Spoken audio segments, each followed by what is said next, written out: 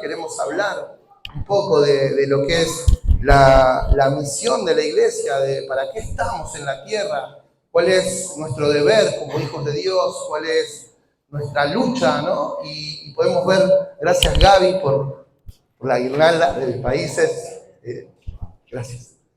Podemos entender que Dios está esperándonos, pero también está esperando que nosotros nos manifestemos. Una iglesia que no se manifiesta, es muy difícil que haga que el reino de los cielos se acerque. Es necesario entender que así como un texto fuera de contexto es un pretexto, hay un dicho que se estudia en teología, ¿no? Cualquier texto sacado de su contexto es un pretexto. Una iglesia fuera de su contexto solamente es concreto, solamente son paredes. Entonces podemos entender y debemos comprender que vos, yo, el que está atrás, el que está adelante, todos somos iglesias, pero necesitamos estar en un contexto adecuado. El Señor te puso en esta tierra no para respirar solamente, no para hablar o para ir a trabajar, estudiar, desarrollarte, sino que te dio un contexto para que vos prediques la palabra de Dios.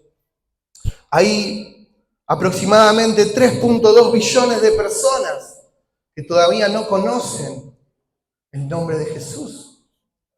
Y esto es un 3.2 seguido de 11 ceros. Hay muchísimas personas, etnias, tribus, que no saben quién es Jesús, quién es el Espíritu Santo, quién es Dios. Tienen sus creencias, tienen su cultura, sus colores, su música, pero no conocen de Jesús. Y uno de los enemigos más importantes de la obra misionera es la ignorancia. Hay veces que no comprendemos esto.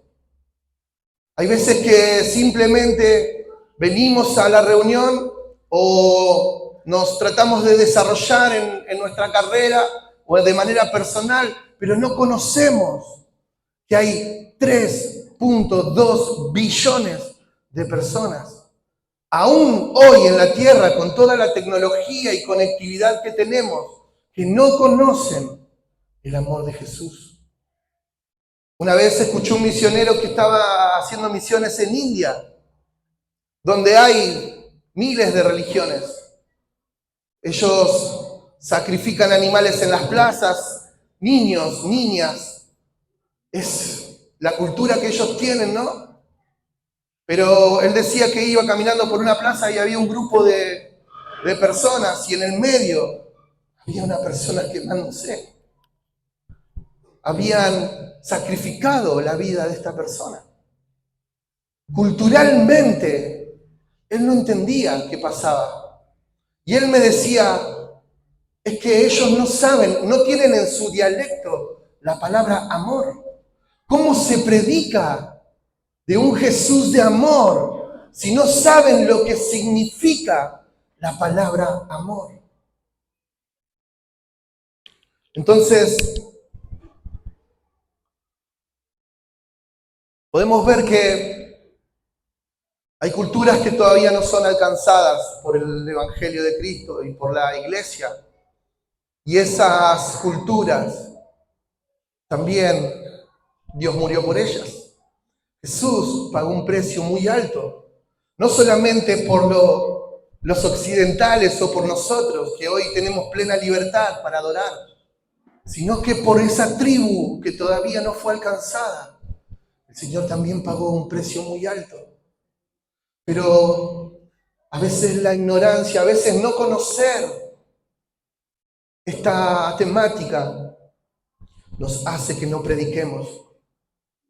Hoy en la era de la tecnología debería ser mucho más fácil, pero no hay convencimiento, no hay convicciones fuertes. En la antigüedad, la iglesia primitiva, ¿cómo era el crecimiento, viejo, que vos dijiste? el 50% del crecimiento en la iglesia primitiva vino a través de la palabra. No había redes sociales, no había teléfonos. Hoy en la era de la tecnología, donde nos podemos comunicar en un solo instante con una persona que está en China, aún estamos incomunicados. Aún hay lugares de Brasil, en el Amazonas, que hay selvas que no son alcanzadas por este evangelio. Y hoy es un día especial. Hoy queríamos un poco hacer algo, no sé si diferente, pero sí, no tanto orar por mis necesidades, no tanto orar por lo que yo necesito, sino orar por las naciones, orar por el mundo que todavía no conoce de Jesús. Nosotros estamos acá disfrutando, adorando, y tenemos plena libertad para cantar. El pastor a veces dice, el sonido está muy fuerte, es que hay libertad. Tenemos libertad para cantar, tenemos libertad para adorar. El otro día esta palabra vino porque escuché un podcast de un misionero que está en Irak. ¿Saben cómo adoran ellos? Se juntan en una casa y cantan.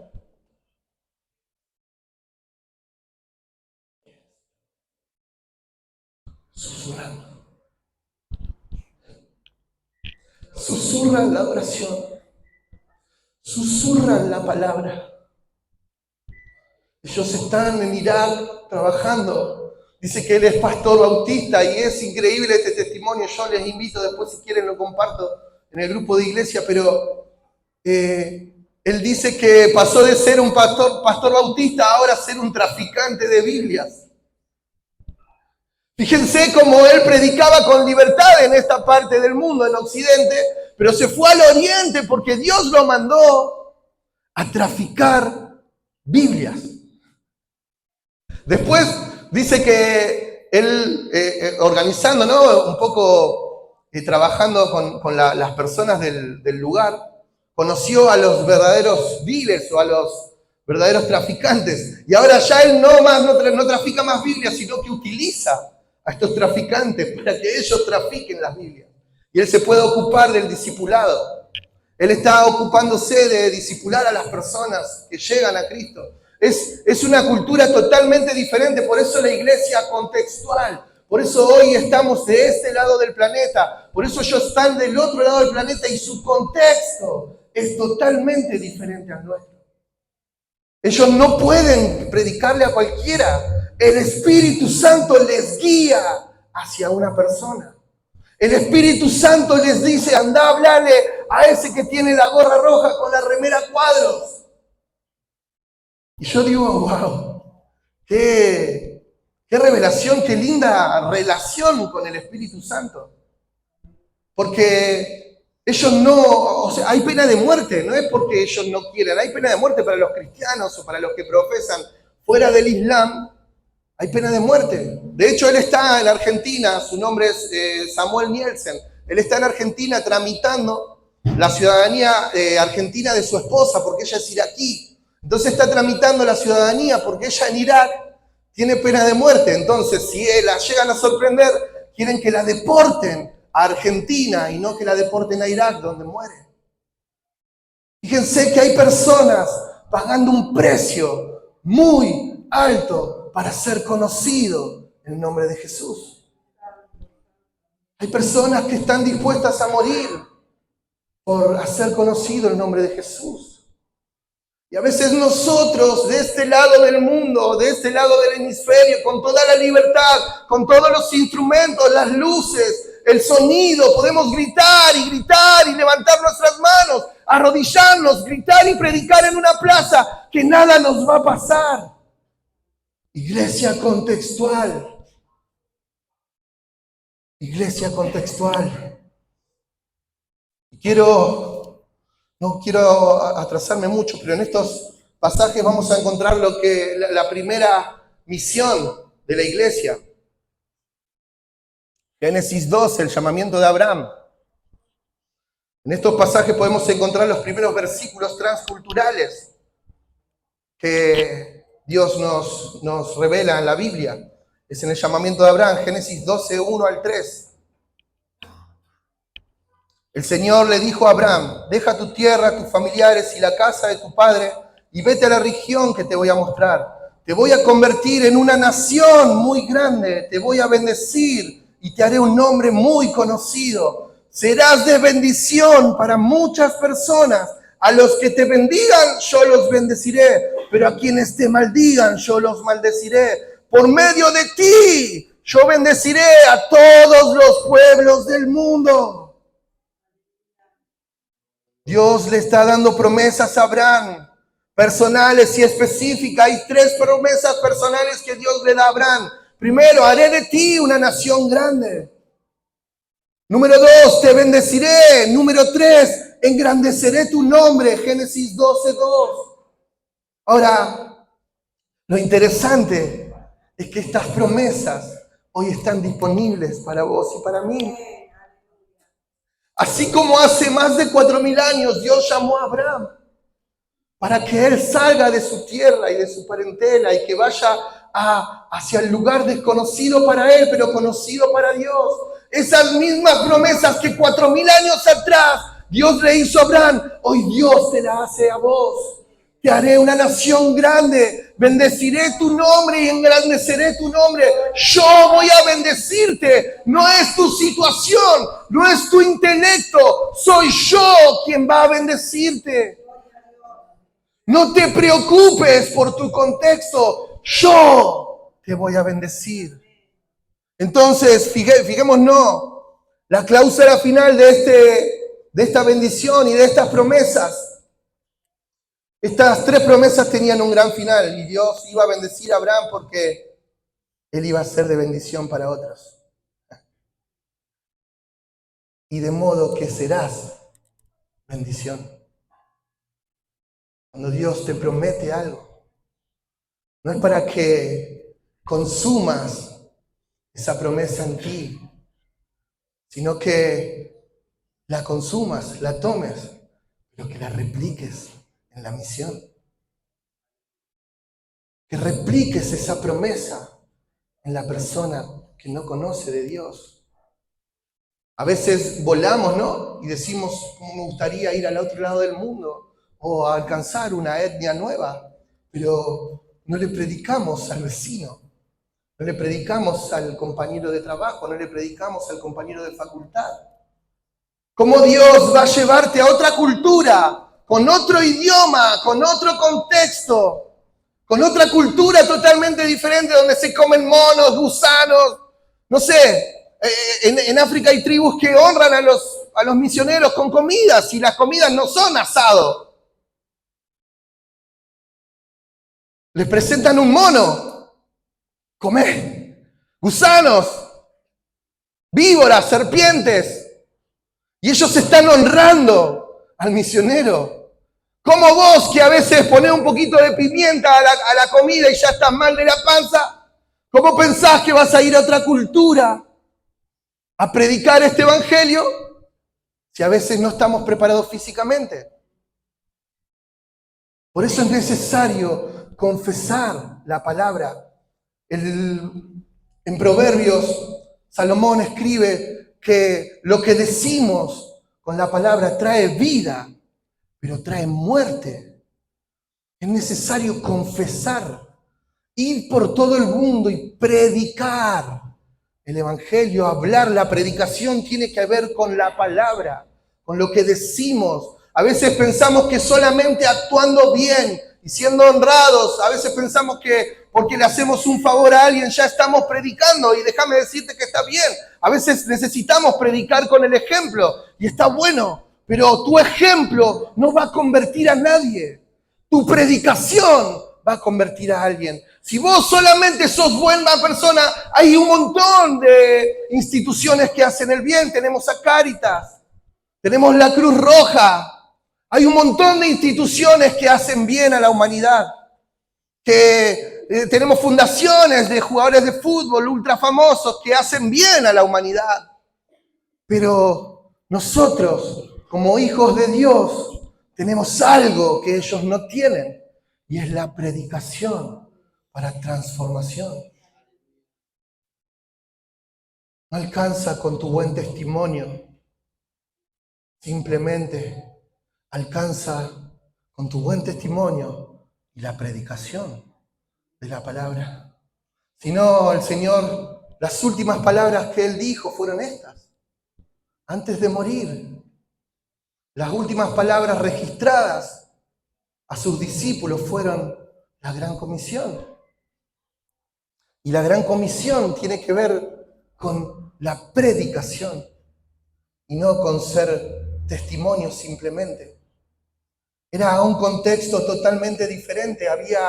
El cristianismo se estaba forjando. El Señor había trabajado en sus discípulos por muchos años y Él estaba forjando una identidad en ellos, pero no para que ellos sean bendecidos, sino para bendecir a otros a través de la testificación, a través de la palabra. Y hay un patrón que se viene repitiendo desde Génesis 3:15, en donde el Señor hace una promesa, se conoce como la primera promesa o el protoevangelio, que es: yo te heriré en el calcañar. No sé si tienen ese texto, ¿no? Yo no lo tengo acá. ¿Alguien si lo quiere leer, por favor? Génesis 3:15.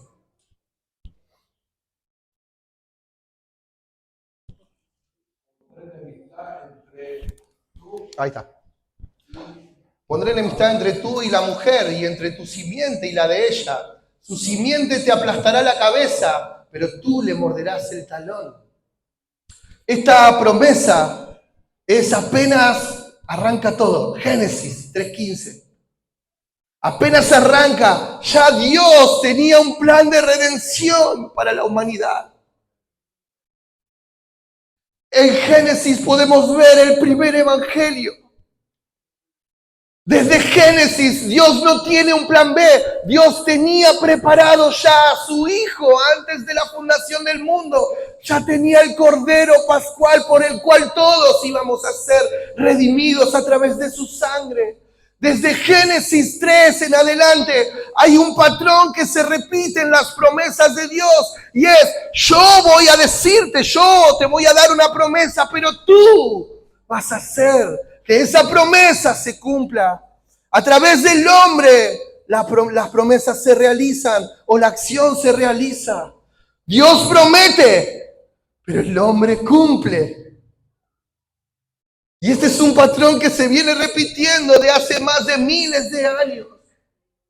Dios promete algo a su pueblo, pero vos y yo somos los que vamos a cumplir con estas promesas. Esto es hermoso, hermanos. Yo no sé cuál es tu situación, no sé cuál es tu contexto, no sé si estás bien, si estás mal. Por lo que veo es temprano y a lo mejor estamos confundiendo, no estamos medio dormidos. Pero yo no sé cuál es tu contexto, pero hay algo real, que son las promesas de Dios, que tienen que ver con que Dios promete algo a tu vida y vos vas a cumplir esa promesa. No sé qué te prometió Dios, no sé qué te dijo, pero a través del hombre se realiza la acción. Los ángeles desean, hay un capítulo, un versículo en Judas, me encanta, que dice que los ángeles miran desde el cielo deseando poder hacer lo que nosotros hacemos. Ellos no pueden testificar, ellos no pueden predicar. Dios promete, acordate de este patrón, Dios promete algo y vos lo cumplís, vos transitás, vos llevás a la acción a esta promesa. Ahora, su amor no es solo para una raza, sino para todo el mundo, lo que decíamos antes. Apocalipsis 5:9 dice: y dedicaron al Cordero este nuevo canto: eres digno de recibir el pergamino y de romper sus sellos, porque fuiste sacrificados y con tu sangre compraste para Dios un pueblo de entre todos los linajes, pueblos, lenguas y naciones. Un grupo étnico no es un grupo, es un grupo sociológico que se juntan para compartir una cultura. El amor no es solamente para lo que conocemos. ¿Me podés poner el título? Ahí vemos no sé si se llega a ver, pero Hay una persona de color toda pintada y ¿sabés que el amor de Dios no es para nosotros solamente, que estamos de este lado del mundo y que quizás tenemos nuestras vidas resueltas o quizás no, pero el amor de Dios también es para esa tribu, para una tribu que no conoce, que come niños, que hace cosas malas. Fíjate el amor de Dios hasta dónde llega. Y compraste con tu sangre un pueblo de entre todos los linajes, pueblos, lenguas y naciones. La cultura es el nexo que identifica a una persona y le da pertenencia. El idioma, la vestimenta, el clima, el medio ambiente, la música, los colores. Nosotros nos conectamos culturalmente a través de esto. Quizás hoy si yo hubiese venido en bermudas y en chancletas, no estaríamos compartiendo la misma cultura y vos me mirarías medio raro. Pero en Australia, por ejemplo, es cool andar descalzo. Cuanto más vestimenta de playa vos tengas, quiere decir que sos más cool, sos mejor. La cultura cambia, depende del hemisferio, ¿no? Pero si yo hubiese venido en chancletas hoy o descalzo, con una bermuda y en cuero, primero se hubieran reído bastante. Eso no hay duda. Pero si hubiese venido... Claro, bueno. No, pero justo no me animé a hacerlo, pero era para demostrar el punto, el argumento. Si quieren me saco, ¿no?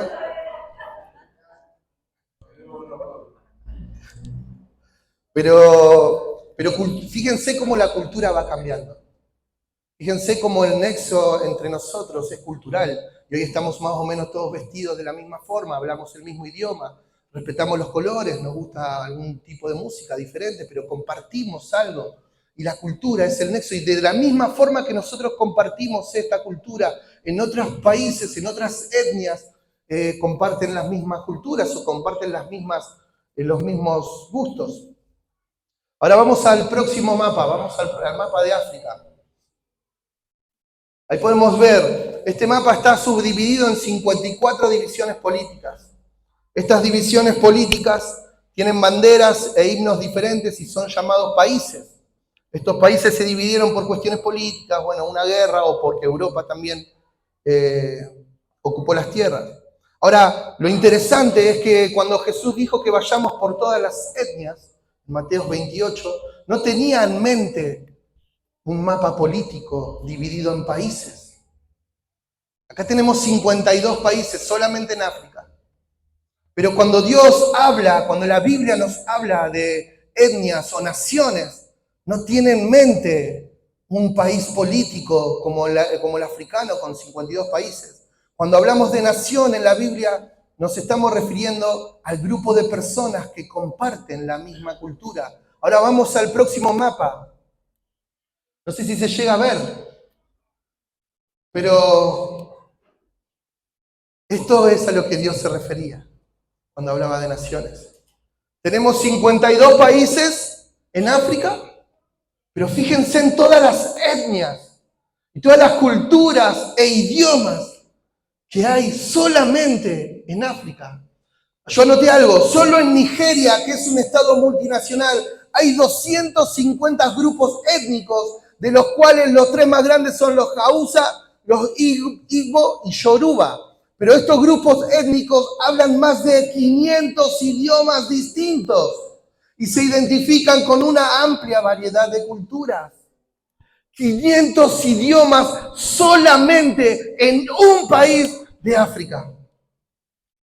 Fíjense el trabajo que hay que hacer como iglesia. No alcanza solamente con venir al culto, no alcanza con venir al culto y desarrollarnos nosotros mismos. Hay 500 idiomas en un solo país como Nigeria. 500 idiomas. Y ahora más vamos a hablar de la Biblia en el mundo, pero hay más de 500 etnias, 250 etnias solamente en Nigeria. Imagínense la cantidad de etnias que hay solo en el continente africano. Y a veces nosotros, como iglesia, Nos preocupamos por lo que nos pasa y está bien. Digo, a veces, no, hoy queríamos hablar un poco de misiones, no siempre pasa esto, pero nuestro contexto a veces nos define, a veces pasamos por enfermedades, dolor, lucha, adicciones, separaciones, hay tantas cosas que nos hacen mal. Y está bien, pero hoy tenemos una reunión diferente, hoy queríamos hablar un poco de lo que pasa en el mundo, para que conozcamos que hay personas que todavía no son alcanzadas por el nombre de Cristo. Hoy es una reunión donde quizás venimos a llenarnos, pero también venimos a bendecir a otros países. Venimos a bendecir a otras etnias. Acá en Argentina tenemos los pueblos originarios, los Qom, los Quechua. Hay un montón de etnias dentro de un mismo país. Hay varias naciones que comparten culturas diferentes. Y cuando Dios habla de naciones en la Biblia, se refiere a esto. No a un país políticamente dividido por cuestiones políticas o ideologías políticas. Se refiere a un grupo étnico, a personas que comparten colores, vestimenta, música. Se refiere a eso cuando la Biblia nos habla de naciones. Ahora vamos a la Biblia en el mundo. La Biblia hasta hoy ha sido traducida completamente a más de 670 idiomas. El Nuevo Testamento a 1330 y más de 1120 lenguas más tienen alguna porción de la escritura que frecuentemente alcanza solo un libro. Por lo general la traducción arranca en Lucas. Los traductores, hay una empresa que se llama Wycliffe, que es la encargada, creo que tiene el 70 o 80% de las traducciones bíblicas. Por lo general ellos arrancan por el libro de Lucas para presentarle a Jesús, ¿no? Ellos empiezan a traducir en una etnia. Es un trabajo muy amplio y arduo, ¿no? Traducir la Biblia a ciertos idiomas. Hay idiomas que no tienen dialecto, sino que lo hacen con sonidos. Entonces, ¿cómo vos traducís una palabra con un sonido, ¿no? Entonces, es un trabajo bastante complejo el que tiene esta fundación. Pero se calculan que los idiomas que necesitan todavía la traducción de la Biblia al día de hoy son escucha este número, 4.455 idiomas. Es un numerazo. Estos datos están en las sociedades bíblicas, son datos que son comprobables. Por ahí si vos tenés alguna duda podés corroborarlo en la página del... Acá en Argentina tenemos la Sociedad Bíblica Argentina, pero ahí está. Las traducciones se dividen en las sociedades bíblicas de diferentes partes del mundo. En Argentina vas a encontrar el listado de las traducciones que tenemos en este lado del mundo, en Argentina, en quechua, en demás idiomas. Ahora yo quiero hablarte de dos continentes que son el asiático y el africano. Asia tiene 2.416 idiomas, solo 232 traducciones completas. 405 idiomas tienen el Nuevo Testamento, 321 tienen solo porciones de la palabra y hay 1.458 idiomas que no tienen la traducción de la Biblia.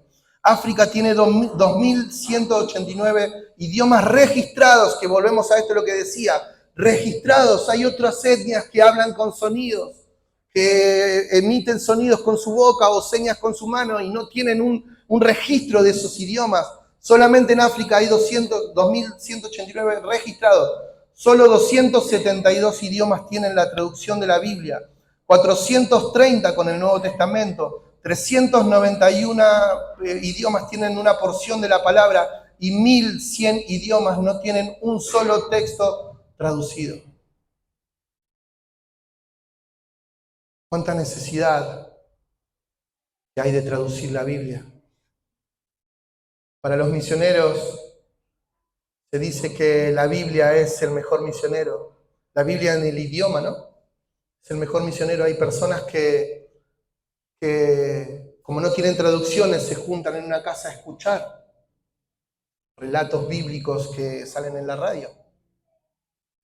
Entonces, ¿cuánta necesidad que hay en el mundo de traducciones bíblicas.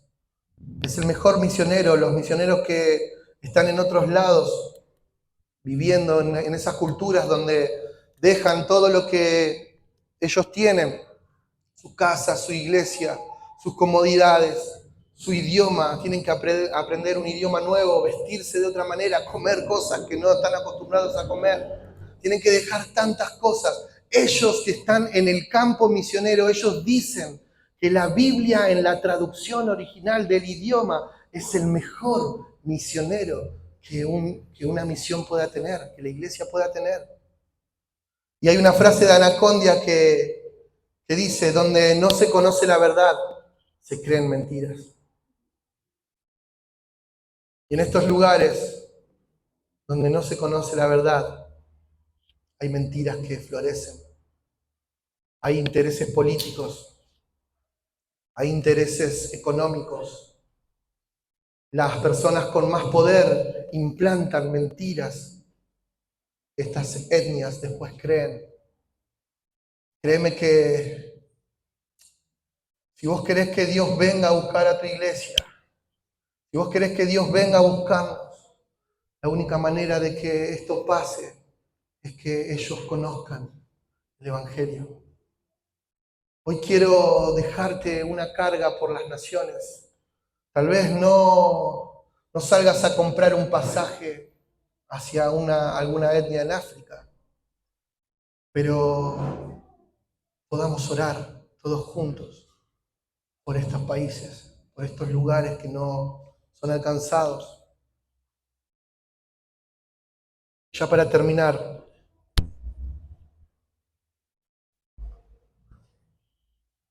vamos a ver lo que Jesús hizo para preparar a sus discípulos para la misión.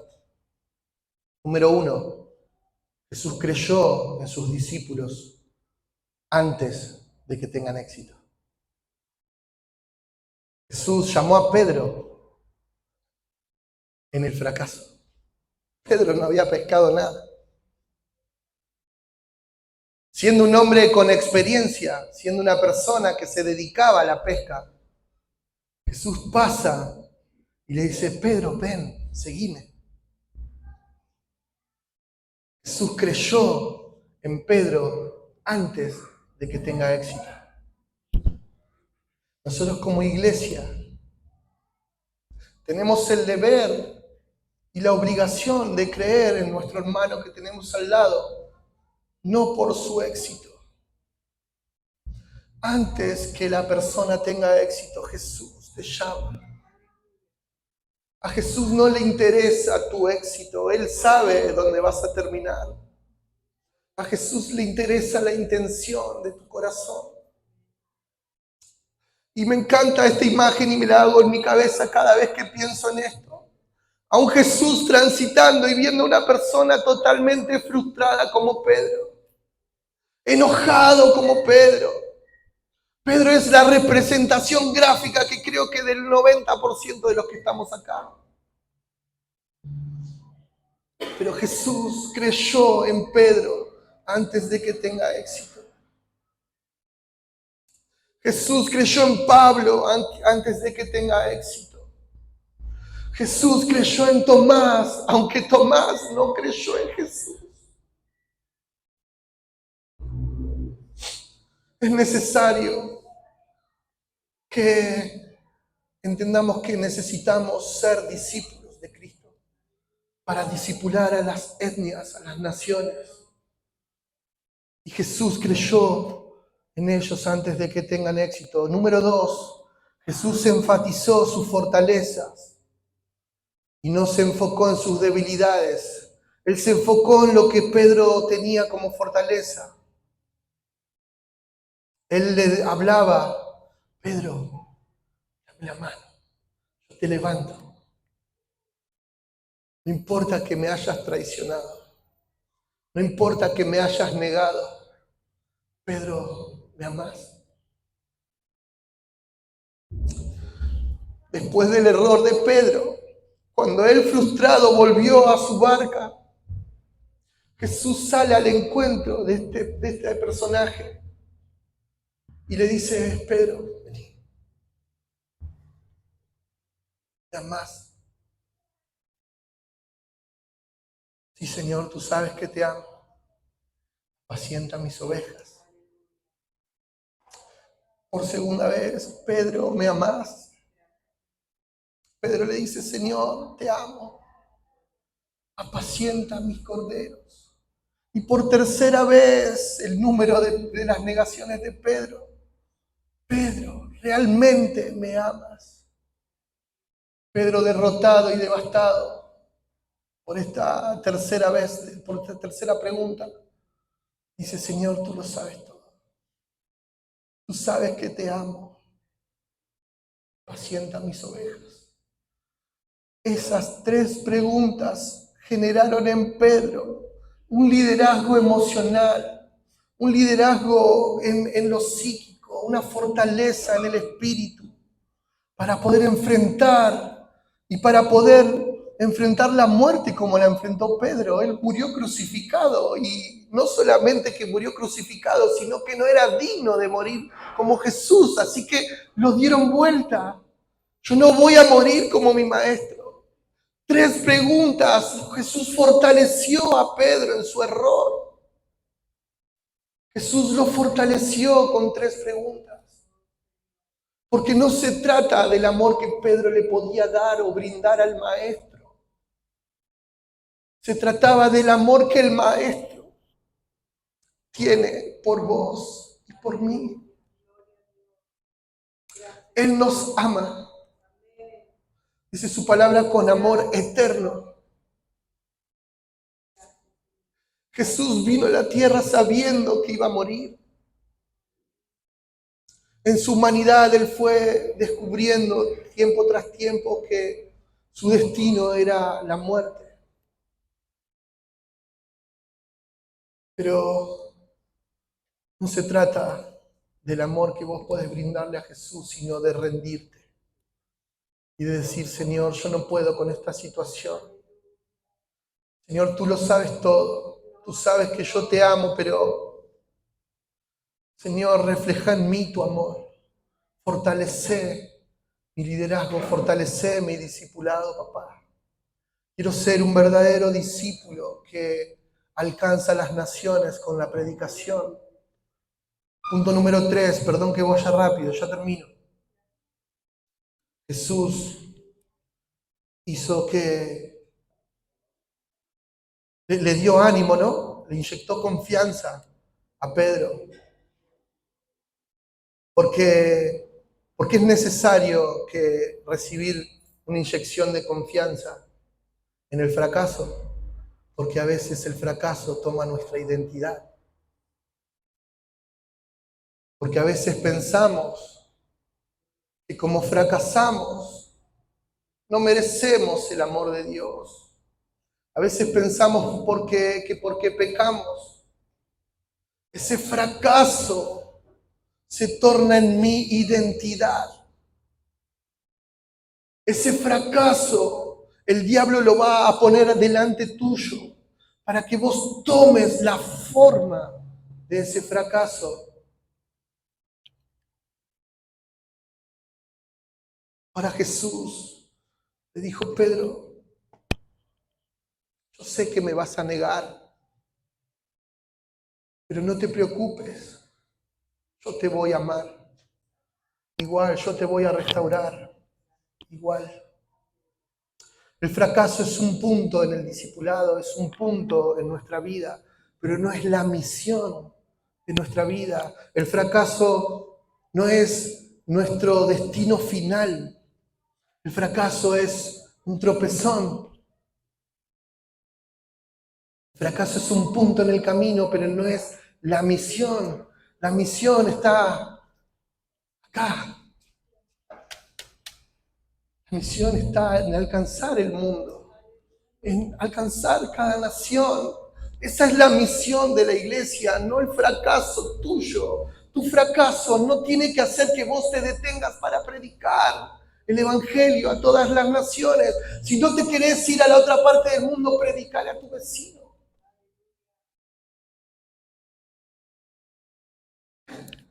Fracasar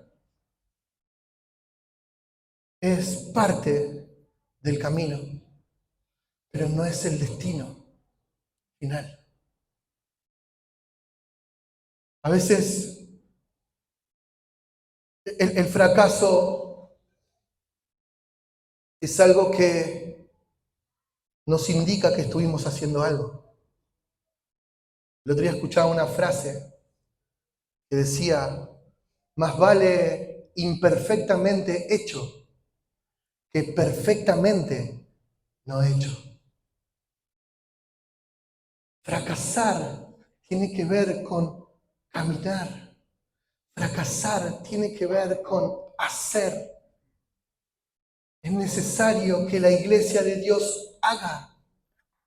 Es necesario que en nuestra imperfección hagamos. Porque a veces esperamos a tener sonido, luces, capacidad, preparación, estudios, teología.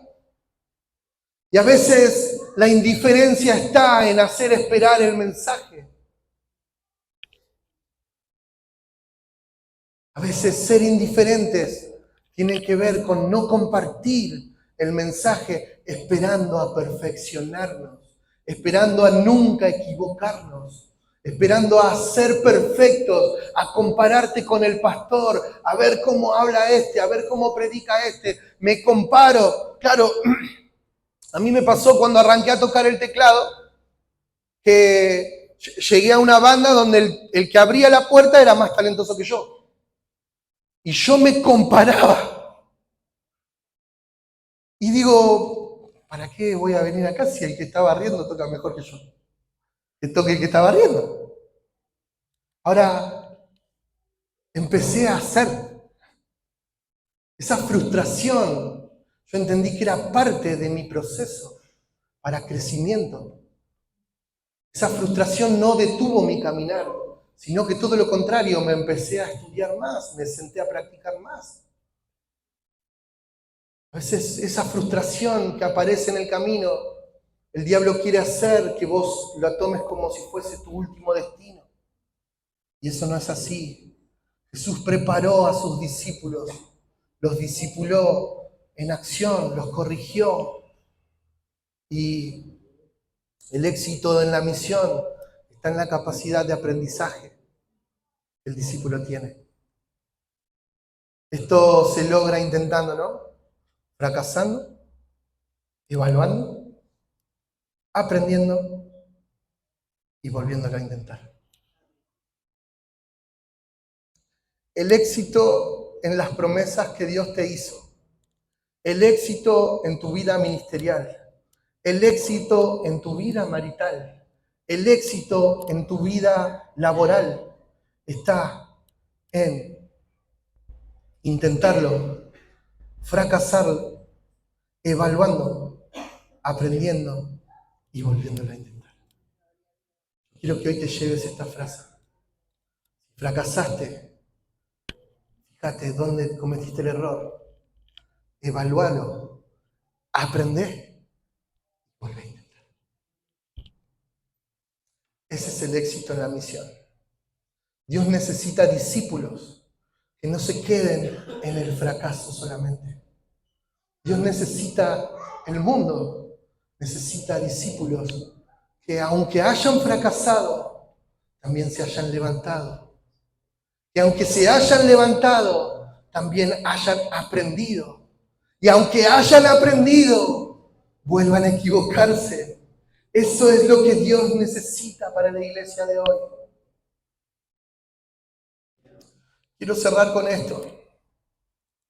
¿Cuándo fue que lloraste por la necesidad de otros? ¿Cuándo fue que lo que pasa en otro lugar del mundo te hizo mal, te compungió?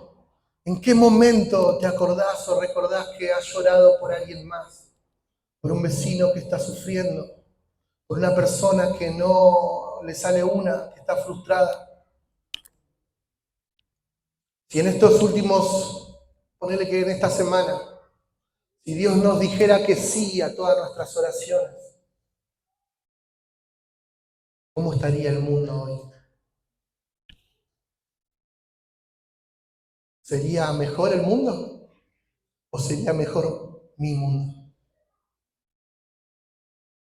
Si Dios te dijera que sí a todo lo que vos oraste en esta semana, el mundo sería mejor, Rosario sería mejor, Santa Fe sería mejor, o simplemente tu contexto sería mejor. Señor Jesús, ayúdanos, papá, a pensar en los demás también, en las demás naciones. Te damos gracias, papá, por tu palabra, por todo lo que nos hablas, por todo lo que nos dices, Señor, y por todo lo que haces. Gracias. Quiero que te pongas de pie, vamos a terminar orando. A la hora avanzó un poquito.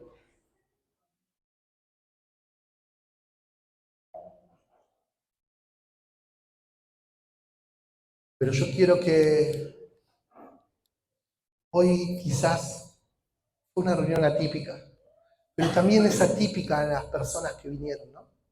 Hay muchas personas que vinieron por primera vez, o hay gente que no conocíamos. Hoy mismo hay una misión dentro de esta iglesia. Así que yo te invito, quiero invitarte a que vos puedas orar por la persona que hoy vino por primera vez. Yo no los voy a avergonzar, cada uno sabe, creo que todos sabemos quiénes son las personas que vinieron. Así que yo te invito a que vos te acerques y le pongas la mano en el hombro y vamos a orar por estas personas. Hoy mismo en una reunión de misiones tenemos personas que vienen a conocer el Evangelio de Cristo.